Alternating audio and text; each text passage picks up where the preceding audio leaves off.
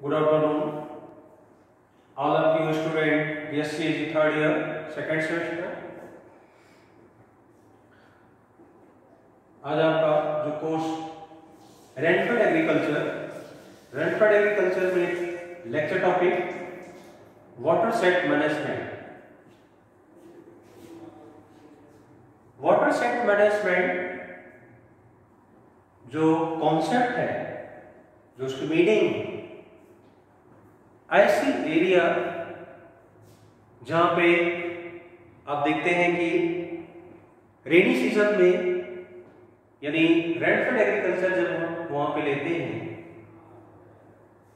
तो कुछ ऐसी एरिया जहां पे स्लोप परसेंट अधिक है, जो कि रन ऑफ वाटर निचली सतह में वेस्ट चले जाते हैं, जिससे कि वहां पे कुछ प्रॉब्लम भी क्रिएट होती है कि सॉइल का इरोजन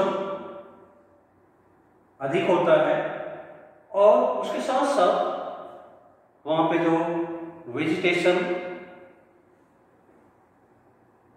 को भी, जहां पे फॉरेस्ट के रीजन के अंतर्गत या इकोलॉजिकल जो बैलेंस है उसको भी बनाए रखता है। ऐसी एरिया में आप देखते हैं कि जो वाटर कैचमेंट एरिया, जहां की वाटर को हम स्टोर कर सके, रन ऑफ वाटर को स्टोर कर सके और उसको इन फ्यूचर डिफरेंट वर्क में उसको कामों में ले सके, कि जैसे हमें फिश फार्मिंग करना है एंड ड्राई लैंड फार्मिंग करना है एंड अभी जो प्रेजेंट टाइम में आप देख रहे हैं कि ज्यादा प्रॉब्लम क्रिएट हो रही है कि जो रेनफॉल, वर्षा अपने टाइम पे नहीं होती है और उसके साथ साथ जो रेनफॉल पहले अधिक होती थी, अब उसका जब डेटा आप देखें तो पिछले वर्षों की अपेक्षा रेनफॉल, जो एनुअल रेनफॉल है, वो भी कम होती है। तो उसका इफेक्ट भी है कि जो रेनी वाटर को हम उसको स्टोर करें और ओपन एरिया में जब हम पॉन्ड्स, रिवर, नदी या कुछ ऐसे पिट, ऐसी एरिया में जब वहां पे हम उसको कलेक्ट करते हैं तो वाटर इवेपोरेट होकर के और फिर उसके द्वारा जो उसकी साइकिल है कि फिर जाने के बाद फॉर्मेशन ऑफ क्लाउड, जो बादल बनते हैं, फिर जो है रेनफॉल होती है। तो ये जरूरी है कि हम वाटर को कलेक्ट करें और वहां पे हम इकोलॉजिकल बैलेंस को भी बनाए रखें।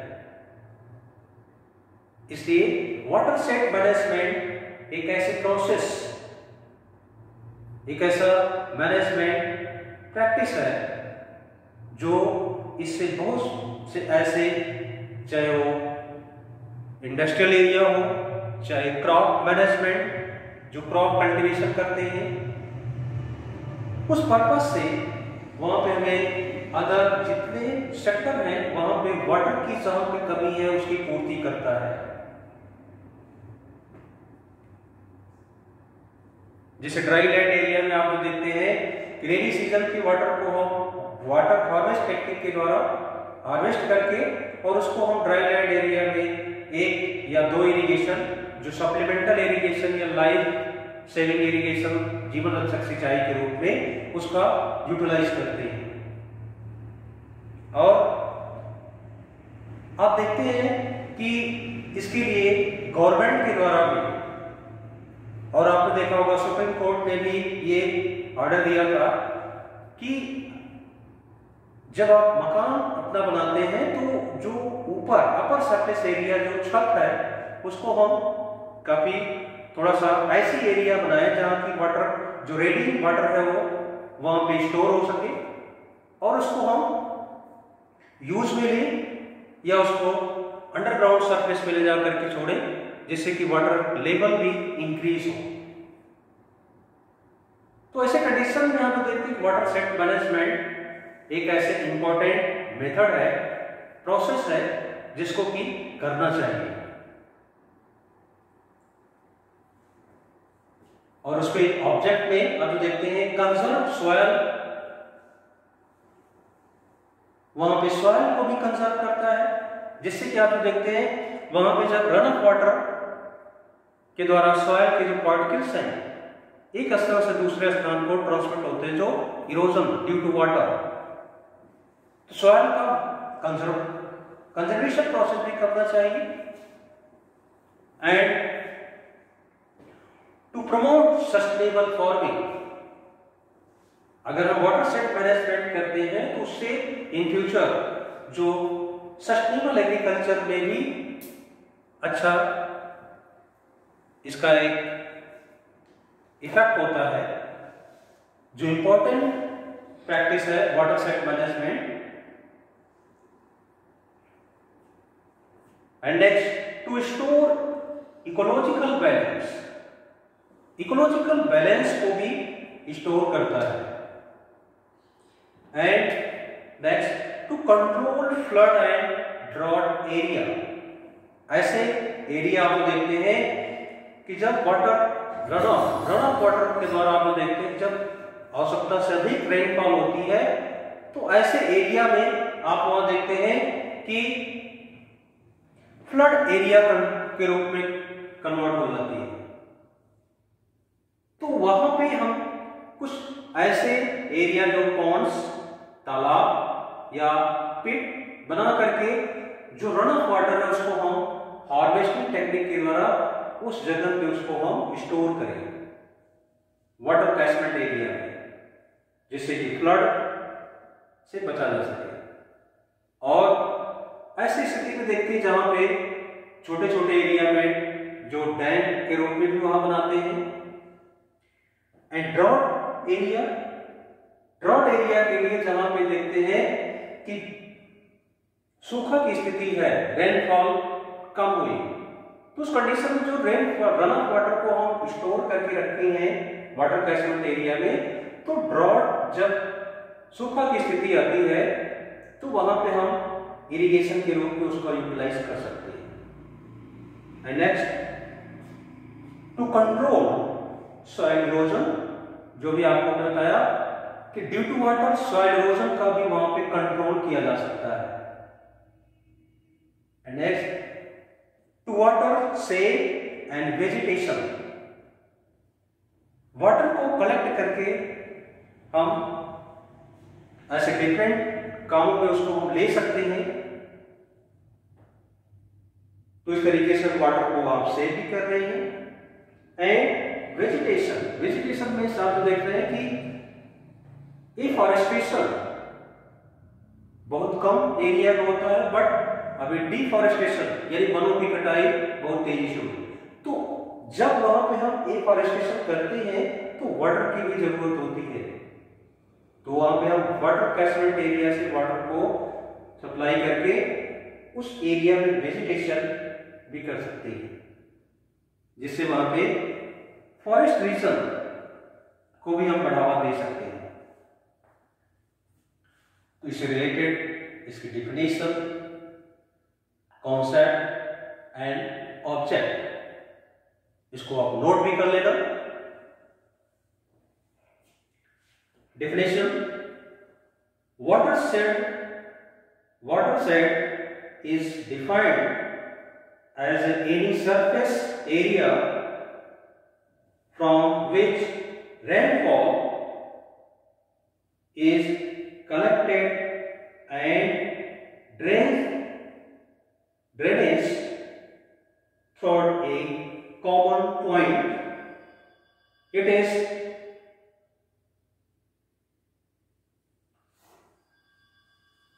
system of and with a drainage basin or catchment area. The size of water set may vary from a few hectares to several thousands of hectares. Watershed size are classified into three: micro, mini and macro watershed. In fact, watershed is a biological, physical, economic and social system.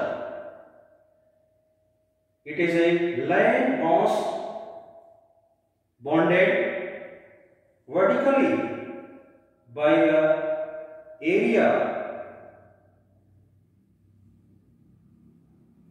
by human activities and horizontal by the water that drains into a point in the channel.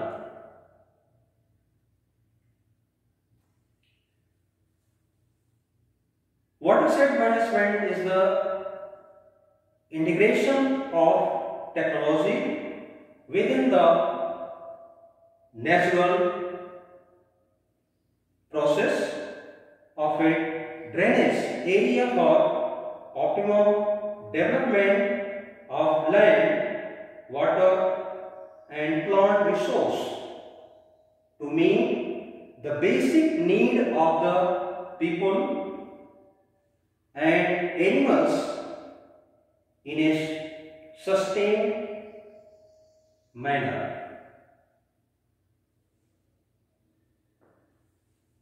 And next, object जो आपने इसमें note किया है, and इसके अलावा number 1, to effectively conserve soil, rain water and harness the surplus water to create water source in addition to groundwater recharge. Second, to promote sustainable farming and suitable crop yield by adopting suitable cropping and crop management system.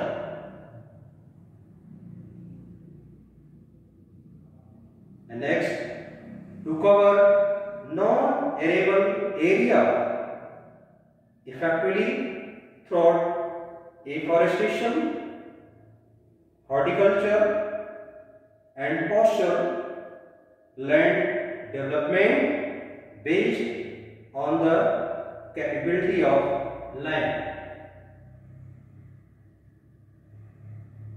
Next point, to enhance the income of the individual by adopting alternative enterprises.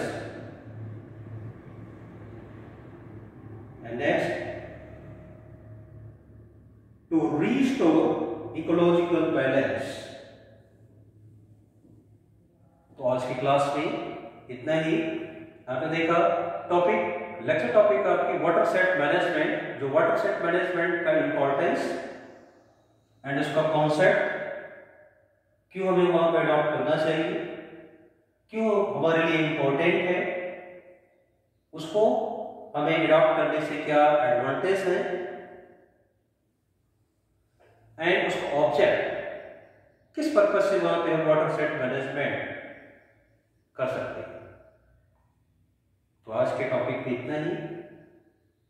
Next कल, that's all, thank you.